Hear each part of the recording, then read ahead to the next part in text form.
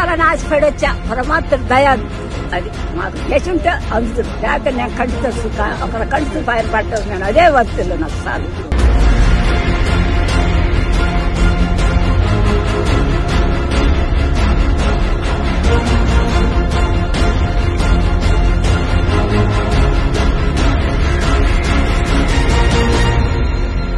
ప్రతి ఒక్కరూ ఆలోచన చేయమని కోరుతా ఉన్నాను.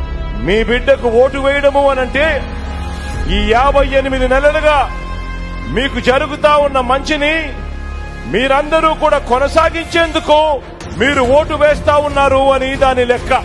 మీ బిడ్డకు కాకుండా చంద్రబాబు నాయుడు గారికి ఓటు వేయడము అనంటే దాని అర్థం ఈ 58 నెలలుగా మీకు జరుగుతా ఉన్న మంచిని మీరంతటి మీరే ఇక మాకు వద్దు అని మీరంతకు మీరే ఓటు వేసినట్టు అవుతుంది అన్నది కూడా గుర్తుపెట్టుకోమని కోరుతా ఉన్నా.